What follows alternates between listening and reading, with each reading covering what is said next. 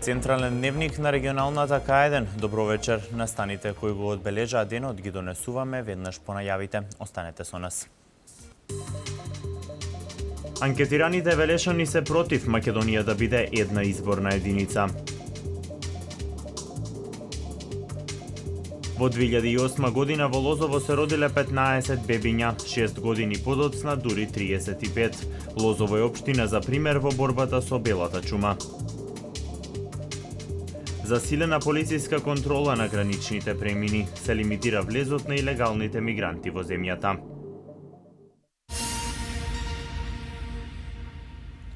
Лимитиран влезот на илегалните мигранти во земјата. Границата може да ја поминат само ранливи групи на мигранти. Министерството за внатрешни работи спроведува засилена контрола на граничните премини. Ова доаѓа по одлуката на владата на Република Македонија за прогласување на кризна состојба. Полициски службеници патролираат на граничната линија со јужниот сосед. Активностите се спроведуваат по одлуката на владата на Република Македонија за прогласување на кризна состојба. Министерството за внатрешни работи постапува во согласност со наредбите и овластувањата за заштита на државната граница. Во насока на обезбедување на мир и безбедност на полициските службеници им се приклучува и армијата на Република Македонија. Влез им се дозволува на лимитиран број на илегални мигранти од поранливите категории, кои може да бидат згрижени и соодветно третирани согласно капацитетите на државата, стои во соопштението од Министерството за внатрешни работи. Во последните 24 часа во земјата неколкукратно се намалила бројката на издадени потврди, додека претходно на дневно ниво се издаваа потврди на повеќе од 1300 странски државјани. Во периодот од 19 јуни до денес издадени се потврди на околу 42.000 странски државјани, меѓу кои најбројни се државјани на Сирија. Исплатата на условен социјален надоместок за средношколци продолжува и во иднина. Донесена е одлука со која сите семејства приматели на социјална помош кои имаат средношколец ќе продолжат да земаат надоместок од 12.000 денари. Условен социјален надоместок за средношколците ќе се исплаќа и во иднина. Оваа програма продолжува, најави премиерот Никола Груевски како одговор на новинарско прашање. Одлуката за продолжување се донесе по сумирањето на ефектите од програмата од изминатиот период, кои се покажаа како многу позитивни, нагласи Груевски. Сите приматели на социјална помош во Република Македонија, кои имаат деца што одат во средно училиште, добиваат и ќе добиваат и понатаму, бидејќи се донесе одлука за тоа, пред некој ден на седница на вода, дополнителни 12.000 денари во секое семејство кое што има дете кое што оди во средно училиште. Овие средства, освен што им помагаат на семејствата во социјален ризик за покривање на трошоците кои ги има детето во текот на учебната година, треба да бидат и дополнителна мотивација и охрабрување детето да го продолжи образовниот процес. Има само еден услов и затоа се вика условен трансфер, а условот е детето редовно да оди во училиште и да ги посетува часовите. Груевски потсети дека неодамна беше донесена одлука и за зголемување на социјалната помош за сите семејства приматели за 10%.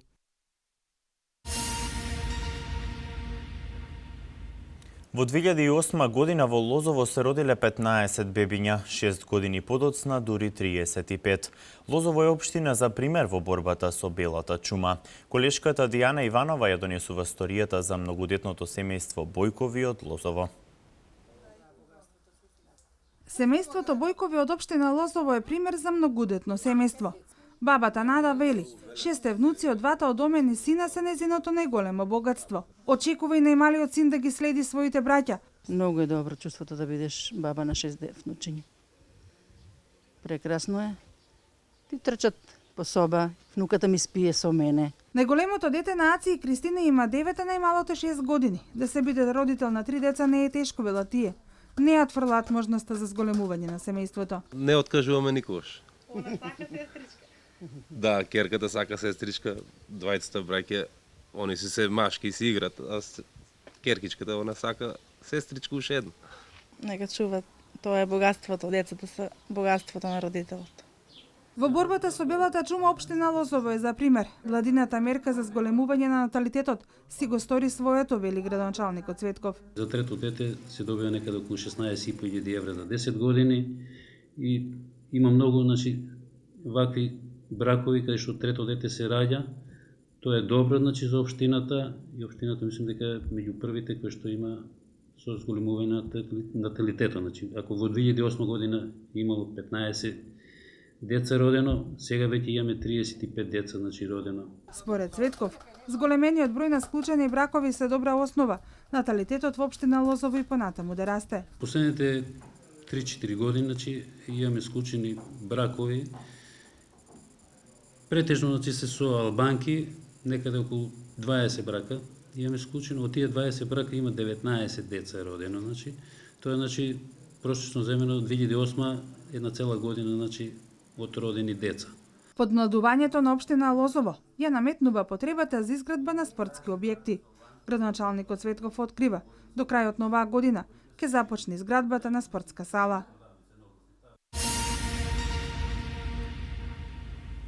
На време на исплата на породилното и боледувањата ќе овозможи новото софтверско решение на Фондот за здравствено осигурување на Македонија. Со набавката на новиот софтвер на осигурениците брзо и ефикасно ќе им се исплаќа надоместок во времето на боледување и породилното отсуство. Образложија на денешната пресконференција директорите на Фондот Сашо Стефановски и Орхан Рамадани. Проектот побрза исплата на надоместоци за боледување и породилни отсуства е дел од програмата на владата и е во надлежност на фондот. Ова е уште еден проект со кој ги кратиме бирократските процедури, а директен бенефит од ова решение за побрза исплата на надоместоци ќе имаат осигурениците, бидејќи системот ќе нуди автоматска контрола, автоматска пресметка на надоместокот на плата и поврзано со сите потребни и надлежни институции за брза размена на податоци, и електронско испраќање на известување за евентуално потребна корекција до фирмите кои ги доставиле барањата. Проведените законски измени и новото софтверско решение во јуни се исплатени 97% од породилните отсуства, останатите 3% кои не се исплатени се должат се на грешки кои не зависат од фондот. Туку потребно работодавачот да интервенира зашто сега системот автоматски и го испраќа.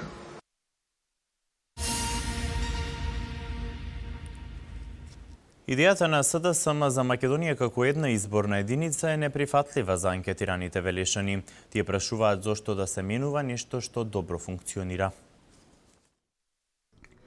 Во нависокиот законодавен дом, велешани сакаат да ги застапува некој од нивниот град. Идејата за една изборна единица стравуваат дека може да придонесе само еден велешанец да биде дел од работата на собранието. Што побрзо да работи тој еден пратеник, прашуваат тие, и зашто промена на изборниот систем, кога сегашниот според нив добро функционира. Пратеникот веле се подобро да имаме, пошто ги знае тука проблемите и да ги застапува нашите проблеми. Многу не се мешам у политика, ама мислам за градот треба од Велес, што го познава градот. Не може некој од друго место да ги знае нашите проблеми подобро отколку наш сограѓани. Зоран Заев идејата за Македонија една изборна единица ја повтори од Велес. Големите партии би загубиле по некој пратеник, вели Заев, но затоа малите би имале поголеми шанси. Да се разгледува предлогот Македонија да биде една изборна единица. Точно е СДСМ со своите очекувања да биде прворангирана партија на изборите, може ќе изгуби 2-3 пратенички мандати, второ рангираната губи 1-2 пратенички мандати, трета и четвртата, но добиваат граѓаните и Македонија. Премиерот Груевски смета дека ако се разговара за промени на системот, тогаш би требало тоа да биде во насока на воведување на мнозински систем на гласање. Ако се оди на промена, тогаш ставот на ВМРО-ДПМН ќе биде на воведување на класичен мнозински систем. Тогаш до израз доаѓа и личноста на пратеникот, не само партиската припадност, туку и личноста на секој пратеник и сите други предности кои што ги носи овој систем, за кои што и многу аналитичари, како што можем да забележам во државата, го предлагаат. На социјалните мрежи изминатите денови се разви голема дебата дали е неопходно да се менува изборниот систем. Дали ќе има промена на избирачкиот модел ќе се знае многу наскоро, затоа што веќе идната пролет во Македонија се очекува да има избори.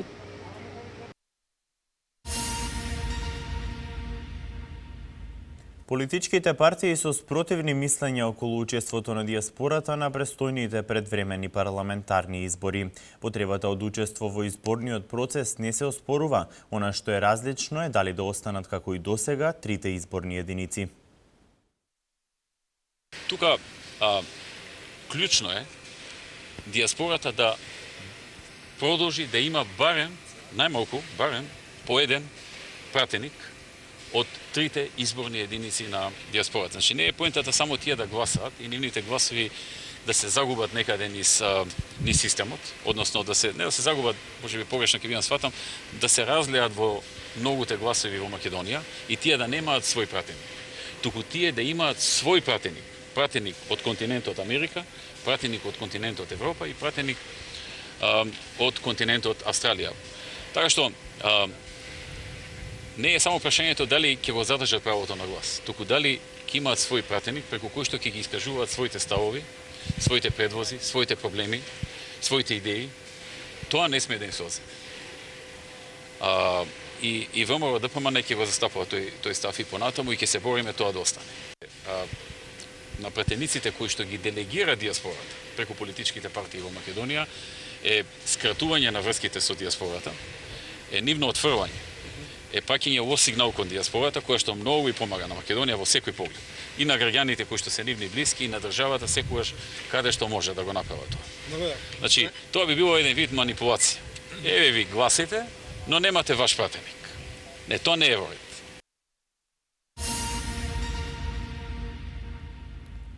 Општина Велес набави 2 чамци и додатна опрема за службата за спасување, која ќе интервенира во случај на поплави. Освен што опремата е задолжителна според законските регулативи, со неја ќе се овозможи и поголема заштита на населението кое би било загрозено од можна елементарна непогода. Службата за спасување доби опрема со која ќе може да делува во случај на поплави. Набавени се 2 мокни чамци со додатна опрема кои ги задоволуваат потребите на спасувачите. Со дополнителна набавка на весла и заштитни елеци ќе биде комплетирана спасителната опрема. Целта е заштита на граѓаните и домакинствата кои би биле загрозени во случај на елементарни непогоди. Двата чамци заедно со моторот коштаат околу 330.000 денари, кои што се претходно набавени при јавна транспарентна набавка. Истовремено го комплетираме целиот сет со сето она што е потребно од прирачен прибор, почнувајќи од ортоми, почнувајќи од секери, продолжувајќи понатаму и со мотори за извлекување на вода. Службата ќе биде обучена од страна на спасителната единица на Црвениот крст за ефикасно користење на опремата во случај на интервенција. Со кризниот штаб, со градоначалникот и со останатите институции, максимално 24 сата сме на терен и действуваме во секое време кога ќе се појават елементарни непогоди, односно и пред да се појават елементарните погоди, ние се трудиме се до тоа да го средиме, односно превентивно запознавање на граѓаните со проблемите и односно со расчистување на речните корите, каде што нема да дојде до несаканите последици, каде што се населени викендиците. Во завршна фаза се подготовките на службата за спасување пред престојната зима, кога се можни излевања на водите од речните корите кои би можеле да нанесат штети во населените места. 10 семејства од Неготино во наредниот период ќе бидат домаќини на 10 представници од мировниот корпус на Соединетите Американски држави во Македонија. Волонтерите ќе престојуваат во Македонија до 4 декември, каде ќе посетуваат настава по македонски јазик. Неготино е една од општините каде што доаѓаат представниците на мировниот корпус на САД во Македонија.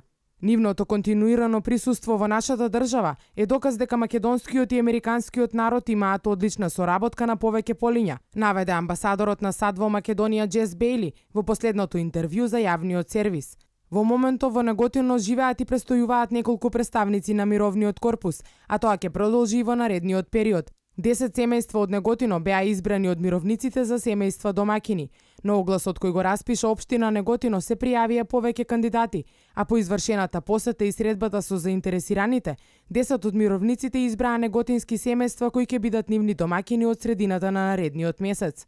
50 на волонтери од Америка поделени во групи до 4 декември ќе престојуваат во Македонија, каде ќе посетуваат настава по македонски јазик и часови за нивна стручна, културолошка, здравствена и безбедносна подготовка за 2-годишната служба во Македонија. Потоа ќе бидат распоредени низ градови и села во Македонија, каде што ќе ја отпочнат нивната служба.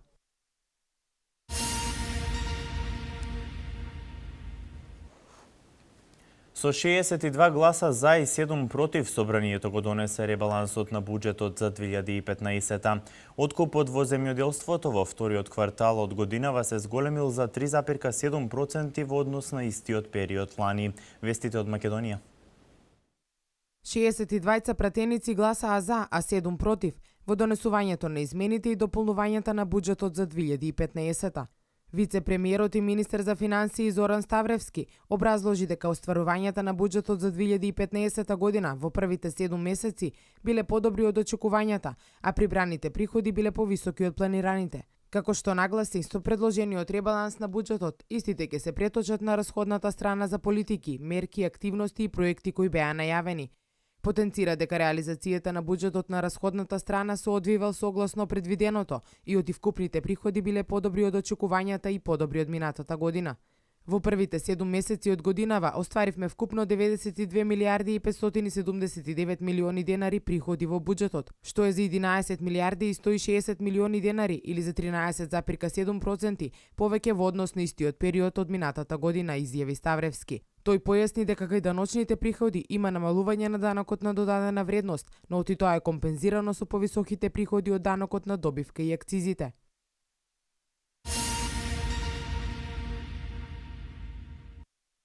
Откупот и продажбата на земјоделски производи во вториот квартал од годинава се зголеми за 3,7% во однос на тој период од претходната година, објави Државниот завод за статистика.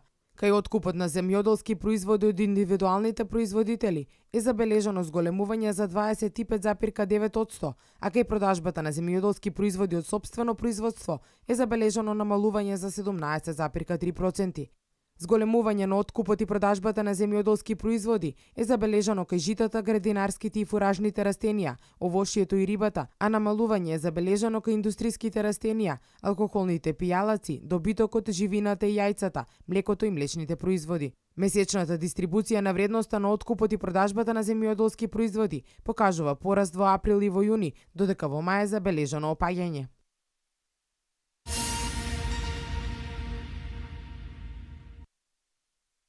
$630 денари повеќе ќе добие секој пензионер во септемвриската пензија што ќе биде исплатена во октомври. Ова е резултат на остварувањето на буџетот за 2015 година што се одвивал согласно предвиденото. Вкупните приходи биле подобри од очекувањата и подобри од минатата година, изјави вице-премиерот и министер за финансии Зоран Ставревски.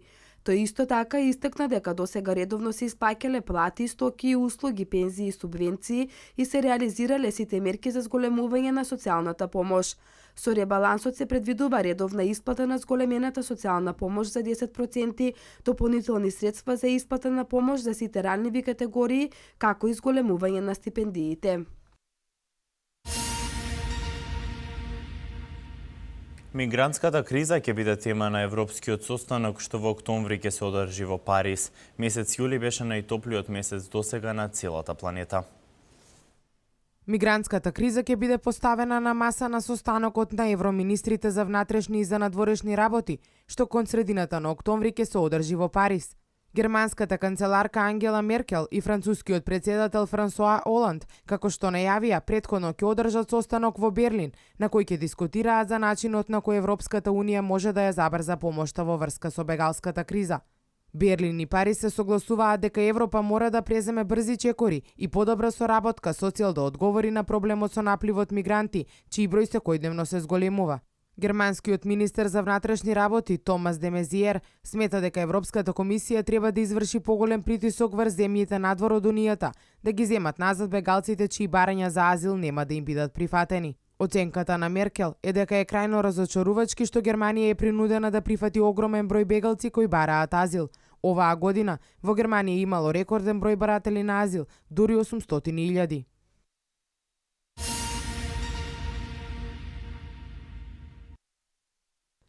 Минатиот месец јули е најтопол месец досега на планетата Земја, со тоа што најтопло било во Европа и Блискиот Исток, Американските метеоролози објавија дека просечната температура во јули на глобално ниво изнесувала 16,6 степени Целзиусови, што е за 1,7 степени повеќе од тоа што е регистрирано последен пат во 1998 година. Најжешки делови во светот во јули биле Европа и Блискиот Исток, пренесува Анадолија. Според резултатите, температурата регистрирана од 1 до 7 месец годинава исто така е над повеќе деценискиот рекорд. Просечната температура на глобално ниво во овие месеци изнесувала 14,7 степени Целзиусови, што е за 1,53 степени над просекот регистриран во 20 век. Температурата на водите во океаните исто така бележи раст од 1,35 степени Целзиусови во месец јули, во однос на температурата во истиот период регистрирана во минатиот век.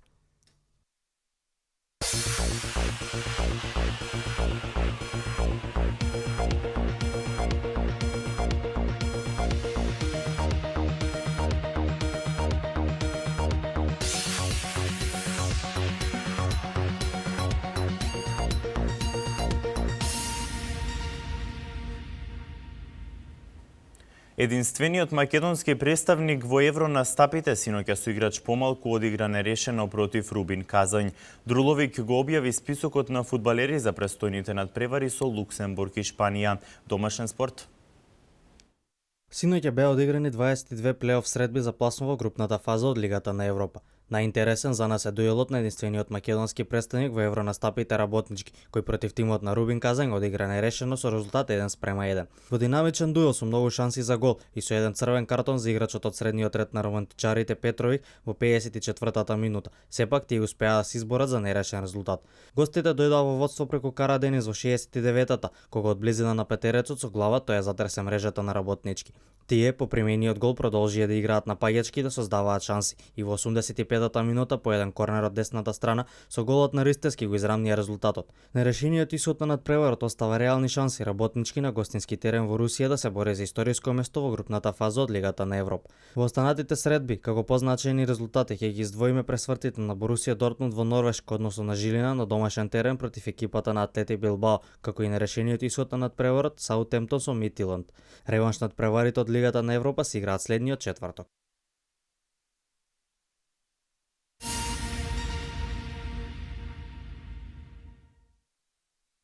Селекторот на фудбалската репрезентација на Македонија го објави списокот на фудбалери за престојните два надпревари од квалификацијскиот циклус за Европското првенство следната година против репрезентациите на Луксембург и Шпанија. Ново име на списокот на селекторот е Стефан Ашковски, кој по добрите настапи во Српското првенство заработи дебитантски побег во репрезентацијата. На списокот на селекторот се најдоа уште голманите Томе Пачовски и Столе Димитриевски, потоа одбранбените играчи Даниел Мојсов, Ванче Шиков, Кире Ристовски, Владимир Димитровски, Горан Силјановски, Стефан Ристовски, Леонард Жута и Езаджан Алиовски. Во средниот ред селекторот ги повика Никола Гливоров, Аријан Адеми, Ферхан Хасани, Милован Петровиќ, Муарем, Агим Ибрими и Александар Трајковски, а во нападот Јован Костовски, Бесарт Абдурахими и Мирко Ивановски. Надпреварите со Луксембург и Шпанија се играат на 5 односно 8 септември.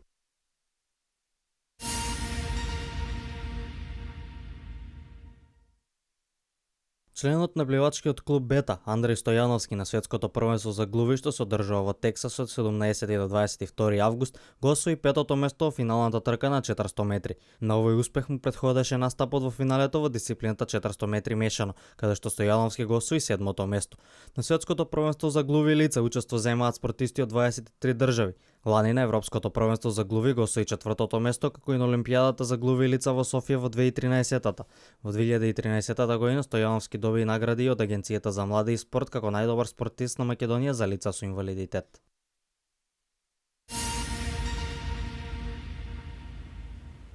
За прв пат во историјата надпревари од шпанското првенство ќе гледаме и за нова година. Вечерва започнува светското првенство во атлетика во Пекинг, меѓународен спорт. Во шпанското фудбалско првенство за прв пат во историјата оваа година ќе се играат надпревари за нова година. Раководството на Ла Лига се одлучило да го укине зимскиот одмор на фудбалерите по препорака на селекторот на шпанската репрезентација Висенте Дел Боске, се со цел Црвената фурија да има што повеќе време за подготовки за престојното европско првенство следното лето. Па така, последното коло ќе биде одиграно на 15 наместо на 22 мај, а финалето на шпанскиот куп е закажано за 21 наместо предвидениот термин на 28 мај.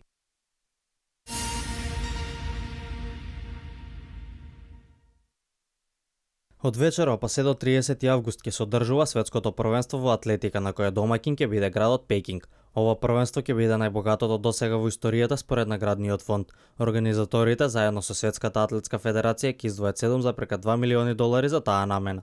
Светските прваци во секоја дисциплина ќе добијат по $60,000, а ќе бидат наградени 8 пласираните. Во тимските дисциплини наградата за златниот медал ќе биде $80,000, а за нов светски рекорд $100,000. Светската атлетска федерација парично ги наградува најуспешните од првенството во 1997 година.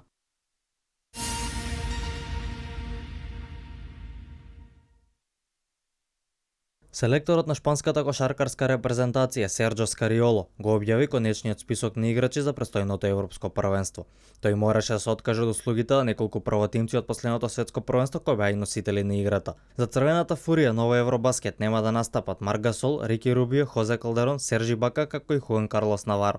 А на списокот се најдоа бековите Родригес, Љулј, Вивес и Рибас, потоа крилата Фернандес, Сане Метерио, Клавер, Миротик и Агилар и центрите Погасол, Рејес и Ернан Гомес. Да подсетиме само дека македонската кошаркарска репрезентација овој викенд ќе одигра 2 пријателски надпревари против шпанците во Мадрид.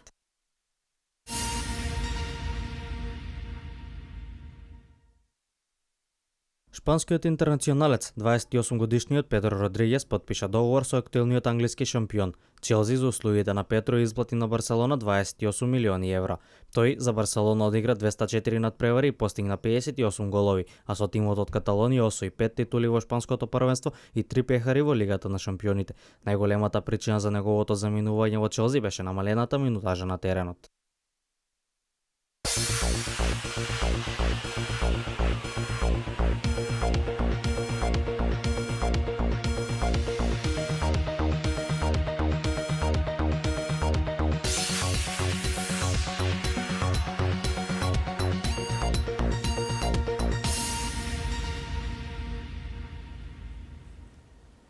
Топло и сончево време имавме денес. Во текот на ноќта можно е нестабилност со локален пороен дожд и грмежи.